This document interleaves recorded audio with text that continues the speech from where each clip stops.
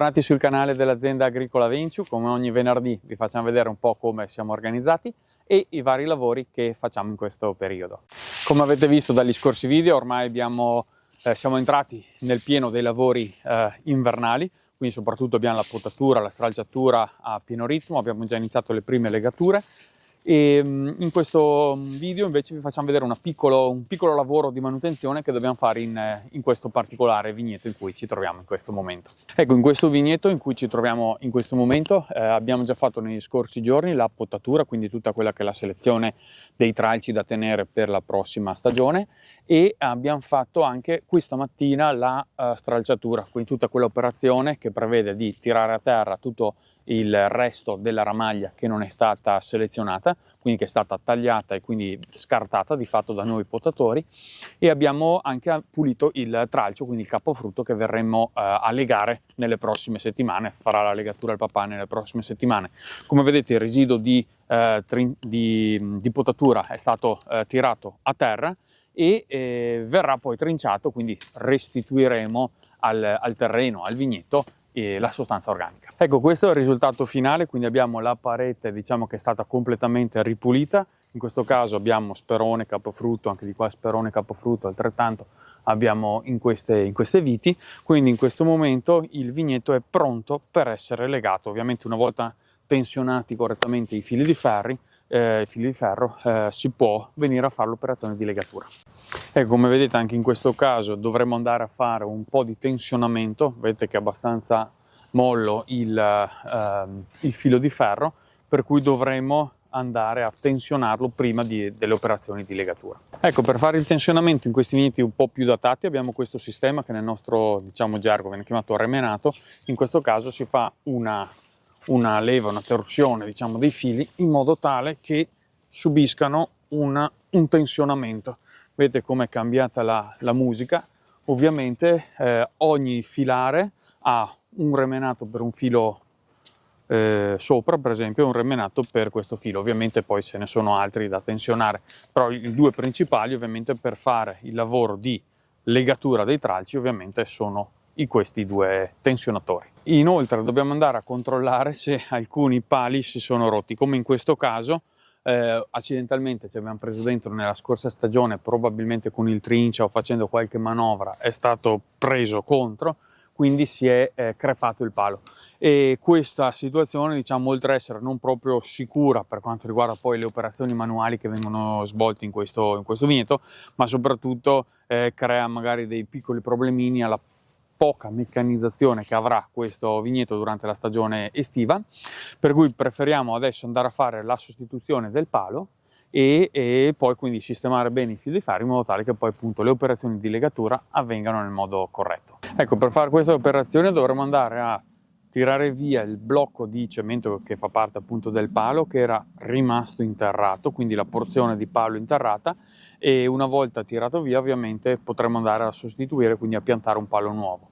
Per fare questo lavoro usiamo il nostro Landini, diciamo, un 6005. In questo caso sapete benissimo che nelle nostre aziende viene usato per due motivi. Uno, abbiamo attaccato il muletto dietro con le forche, quindi se c'è da spostare qualche bancale, qualche pallet, usiamo questo. L'altro motivo è perché ha un sistema abbastanza particolare a cui viene agganciato ormai storicamente uno scalzatore, e abbiamo fatto vedere qualche video dove andavamo a scalzare qualche vite in qualche vigneto giovane, se non sbaglio, e abbiamo fatto vedere qualche piccolo lavoretto. Quindi in questo caso useremo le componenti idrauliche di questi attrezzi per andare a fare leva, a darci una mano appunto a sollevare, a fare, diciamo, emergere la porzione di palo che è rimasta interrata. Allora, come primo approccio andremo a liberare il palo in modo tale da lavorare poi solo sul pezzettino di palo interrato. Quindi libereremo, staccheremo, quindi andremo a tagliare la porzione di palo che è superiore, quindi quella che è più lunga, dalla parte che è rimasta interrata. Questi sono pali forati e quando era stato fatto l'impianto era stato fatto passare il fil di ferro all'interno dei fori. Quindi il palo si trova di fatto sospeso in questo modo proprio perché ha questi fili di ferro che scorrono al suo interno. Allora, per far questo potremmo lavorare su due cose: o tagliare il fil di ferro e poi fare una, diciamo, un'aggiunta, solo che sono fili di ferro abbastanza grandi e sono un po' noiosi poi da andare a ritensionare o comunque andare a fare le giunzioni. In questo caso preferiamo andare a rompere l'occhio, diciamo, di cemento dove passa il fil di ferro, in modo tale poi da liberarlo dal filo stesso.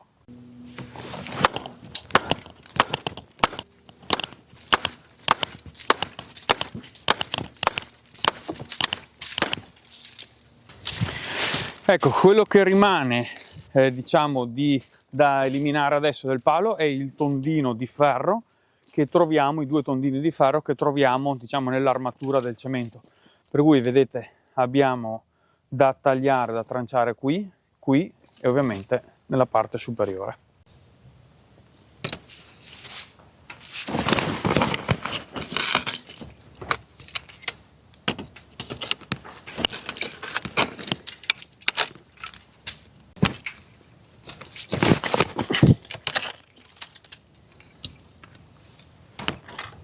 Ecco, abbiamo piegato un po' i tondini in modo tale che qua ci sia più spazio possibile, in modo tale che adesso dobbiamo far passare, vedete, il fil di ferro in modo tale da liberarlo dal palo.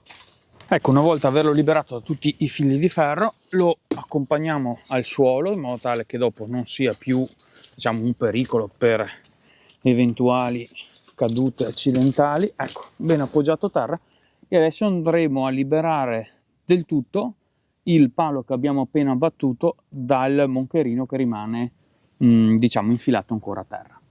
Ecco, procediamo al taglio anche qua.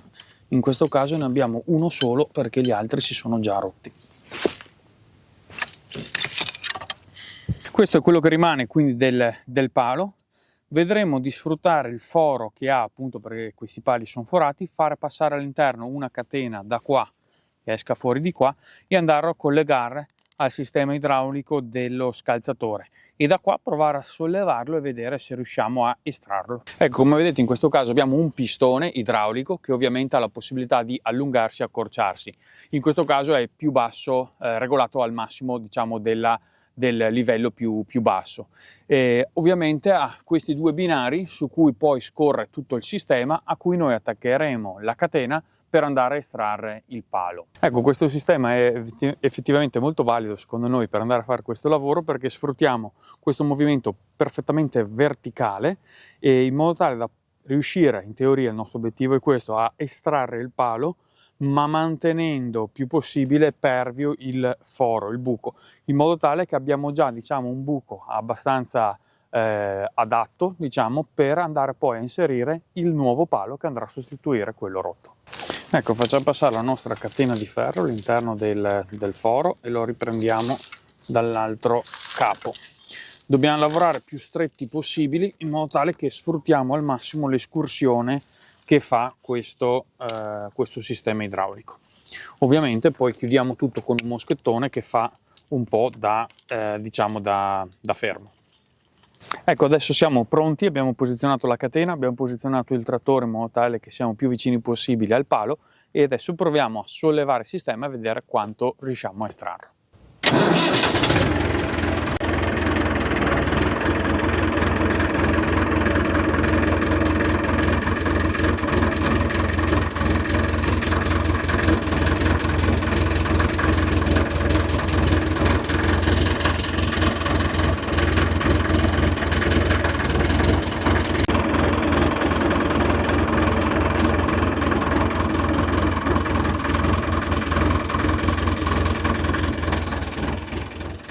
Allora, abbiamo sfruttato l'escursione del pistone, come avete visto, per tirarlo su. Ovviamente adesso è bello morbido, bello semplice anche da tirare su a mano l'ultimo pezzo. Ovviamente abbiamo dato dei colpetti a piano, ovviamente con il distributore idraulico, in modo tale da non rischiare che si sbricioli il palo dalla troppa tensione o da movimenti troppo pesanti. Quindi piccoli movimenti, siamo riusciti a estrarlo fino a questo punto. Ora procediamo a mano e, come vedete, siamo riusciti a estrarre la punta finale del palo. Ecco, se noi misuriamo adesso quanto, diciamo, palo sporco di terra abbiamo estratto, più o meno una cosa così all'incirca, Ora proviamo a inserire questo bastoncino, andiamo a vedere, vedete come più o meno corrisponde la misura, e questo per far capire quanto con questo metodo riusciamo a lavorare poi con un buco già pervio, senza dover venire su con trivelle, attrezzi da fare un buco nuovo, eccetera.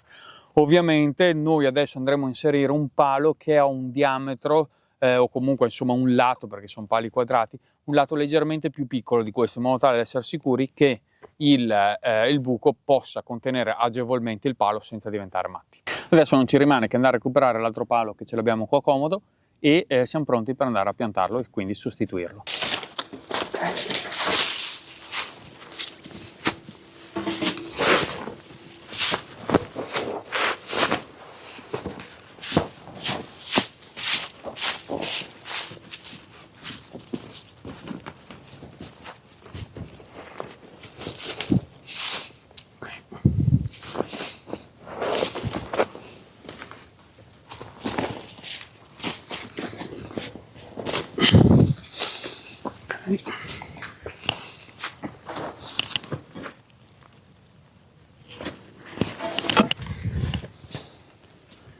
Ecco, allora noi il palo adesso l'abbiamo inserito.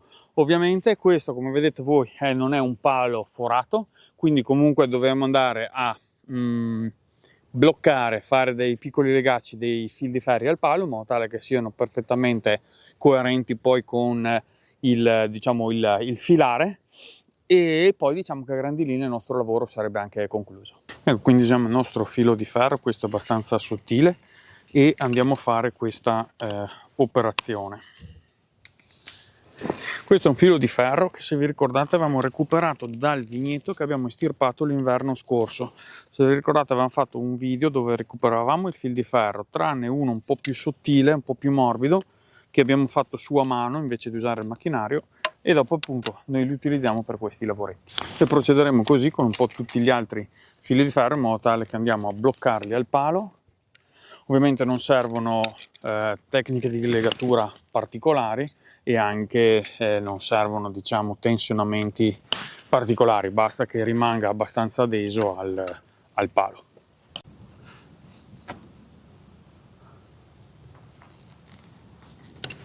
Come avete visto, siamo riusciti allora nel nostro intento di andare a sostituire il palo. Siamo anche stati fortunati, nel senso che non sempre riusciamo a estrarlo così al primo colpo, perché magari la parte che rimane sottoterra a volte può essere un po' crepata, un po' danneggiata, per cui con la catena a volte proprio andiamo a esplodere quelle porzioni di cemento, quindi dobbiamo un po' a volte faticare un po' di più. Comunque insomma, in un modo o nell'altro siamo sempre riusciti a estrarlo. In questo caso siamo stati fortunati, siamo riusciti al primo colpo senza grossi problemi, per cui ecco, siamo molto contenti del nostro obiettivo. Ecco, allora siamo arrivati alla fine anche di questo video e vi ringraziamo di essere stati con noi.